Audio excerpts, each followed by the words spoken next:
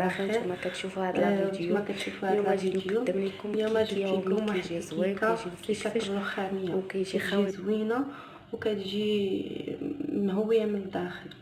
نبداو على بركه الله. نبداو في المقادير. عندنا 3 البيضات، عندنا كاس ديال سنيده، كنسمع عامر، المهم السكر كيبقى على حسب الذوق. عندنا كاس الحليب، كاس الزيت، معلقه الخل، عندي النكهه ديال الكراميل، ماشي بالضروره ديروا، الا ما عندكم ديروا واحد فاري. عندي 2 خمارات حمرين و2 كاكاو مور. الا ما عندكم هاد الكاكاو ديروا 2 معالق كبار ديال الكاكاو. عندنا الدقيق حسب الخليط. نبداو على بركه الله. نديرو هكا، نبداو بواحد، نجيب واحد البول بحال هذا، نهرسو، نديرو 3 البيضات،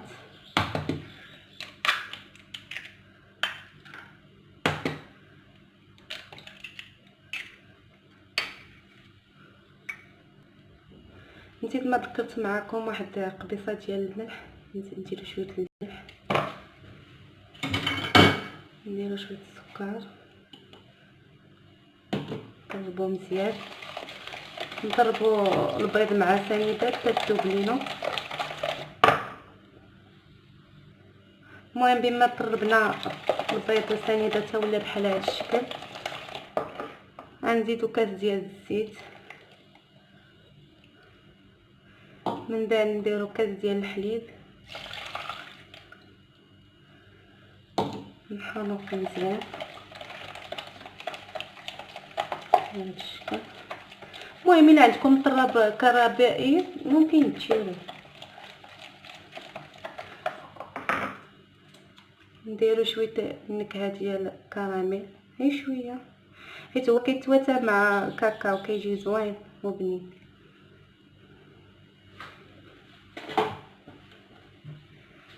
مزيان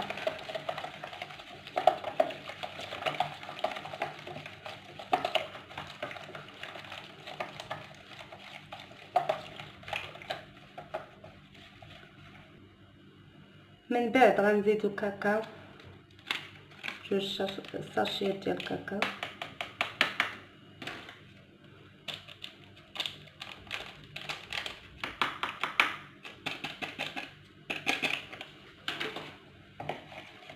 نحركو مزيان.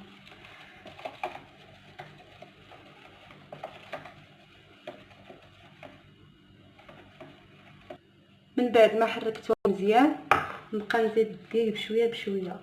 المهم نوعيه الدقيق راه كتختلف، كاين الدقيق اللي كيشرب وكاين اللي ما كيشربش.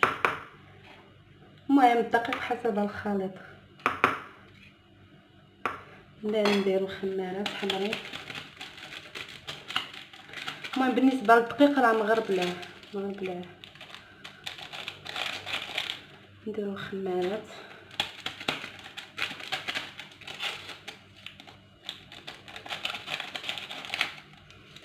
ونخلطو مزيان. المهم الكيكه ما تكونش خفيفه بزاف وما تكونش ثقيله، تكون بين وبين.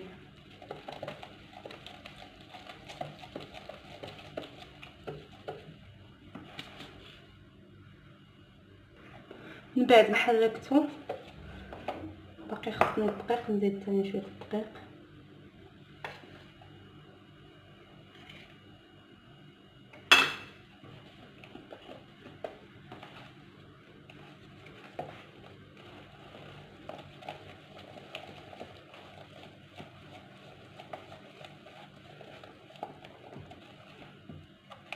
نزيد واحد المعلقه اخرى ديال البيض،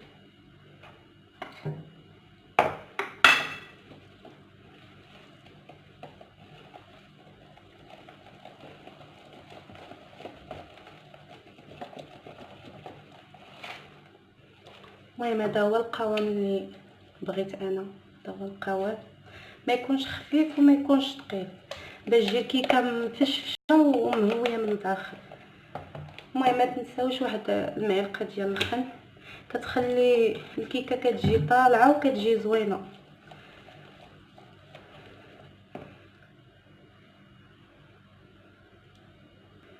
من بعد ما خلطناها مزيان تتولي بحال هذا الشكل هذا. غنجيبوا واحد المول، انا درت هذا المول هذا. المهم نتوما غديروا اي مول، داك اللي كيتحل من الجناب ولا مول مربع، المهم اي مول عندكم تستعملوه.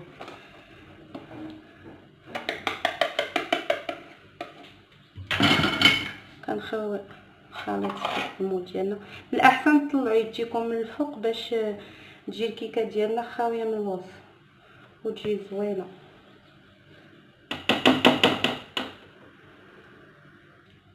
من بعد ما كبينا الخليط ديالنا في المول غندخلوه للفران اللي يكون بارد.